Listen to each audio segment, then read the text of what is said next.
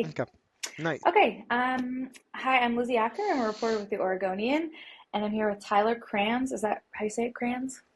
Correct. Uh, and he's a meteorologist with the National Weather Service in Portland. And we wanted to talk to you because, we've been getting hyped up for the possibility of snow or hyped down, depending on if you're getting a roof replaced this week. Um, and I know that yesterday the possibility was the best case was could start in the afternoon today somewhere, we don't know where, into Thursday. So how is it looking now? Yeah, great question. So, really yesterday and all the days prior, our confidence with who would get snow, which areas would get snow and how much was definitely low.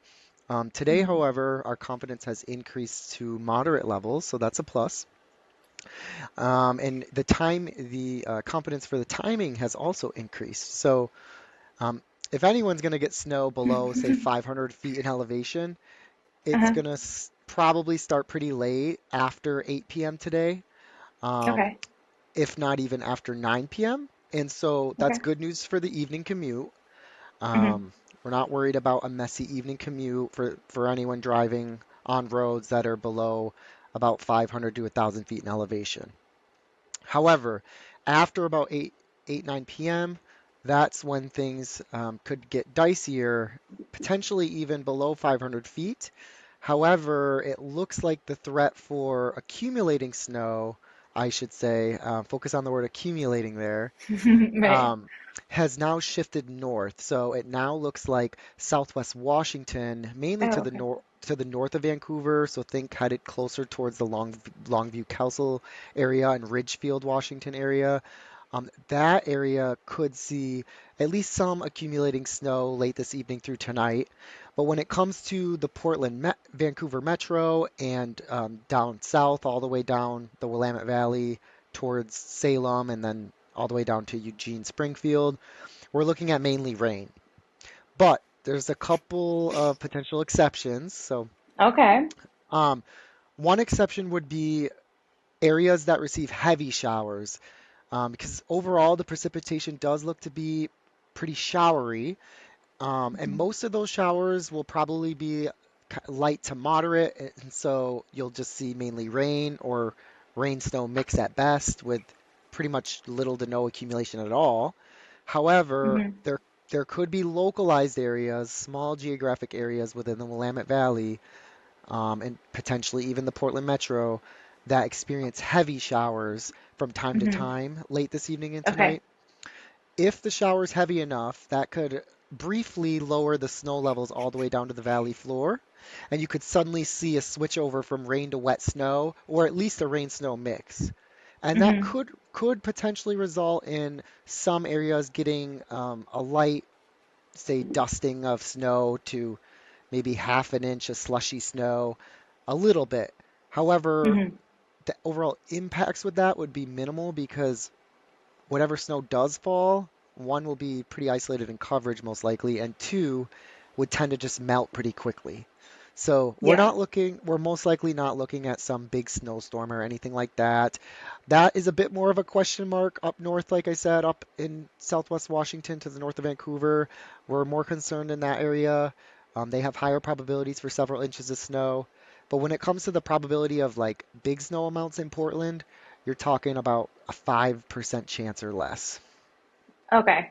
So we're probably not going to wake up to feet of snow. Of course not. Right, Inches of right. snow in the Portland area, and even if there is, it's going to melt, right? There's not. We're not looking at like an extended ice situation as Portland has experienced in the past, of course. Correct, yes, because even when this precipitation ends from north to south, kind of late tomorrow morning, um, Mhm. and we will get some easterly winds with that, but they'll be weak. Okay. So temperatures will be chilly, but certainly not abnormally cold. Like we're not talking temperatures in the mid 20s or colder. We're talking temps right around freezing. So Okay. Yeah, we're not looking at an extended period of well below freezing temperatures where everything's going to freeze up and it's not going to melt for days. Nothing like that. Yeah, that's not in the cards this year, it seems like. Um, Right. uh, so the morning commute also maybe like beware depending on where you're going, but it's not like uh, a total nightmare scenario. Most likely, yes. Most people Okay. probably aren't going to have much of a problem for their Thursday morning commute if they're driving below 500 feet. So that does bring me to the West Hills. So the Okay. West Hills and Chehalem Mountains, they actually do have a winter weather advisory in effect now. Hmm. Most likely like a slushy inch of snow, but best case scenario, they actually could see maybe 2 or 3 inches. So if you're Wow. driving, over the West Hills or over the Chehalem Mountains, then you should count on at least some snow and at least Hmm. minor travel impacts, yes. And technically, even some of the higher buttes in the metro, so think Powell Butte, for example, some of these higher Okay. higher hills we have, they could pick up a little bit of snow as well. Okay. What about But Rocky yeah, Butte? yep, they could too. A little bit, Okay. tiny bit. Okay. Yeah, but Okay. most people are probably going to be fine. Okay. So put the sleds away. Probably not going to get to use them tomorrow. And then just going on the rest of the week into the weekend, is it still going to be raining or is it going Yes, to dry up? rain showers this weekend. It's warmer. So Saturday and Sunday, we're starting to see highs approach 50 degrees. So certainly warmer. Definitely too warm for snow, right? So, Right. And what uh, about the mountains? Is it going to be raining in the mountains again? actually, no. The snow levels will rise by a couple thousand feet, but Hmm. so the coast range will probably get out of it. But Hmm. the higher Cascades, including the Cascade Passes, will see at least some continued snow. So if you have travel Okay, good. plans over the Cascade Passes, then yes, you should expect at least some, even into the weekend. And then heading out towards away, looking out way in the future, we're talking days like 8, 9, 10. Hmm. Models are hinting at a potential shift to a more mild and wetter weather pattern, like an atmospheric river type pattern, where maybe we get potential heavy rain coming back into play. We don't know the Okay. location yet. It could be way to the north, could be way to the south. It's really far out, but there are more and more models kind of hinting at that. Okay. So yeah, that would definitely not be a pattern for snow in the Hmm. lowlands. Right. Just water in the lowlands, Just, which just wa- yeah, but mhm. we maybe it could bring more snow to the mountains, which we clearly need. So, though Right. I guess sometimes it's too warm in the mountains too. Well, Tyler, this is super helpful.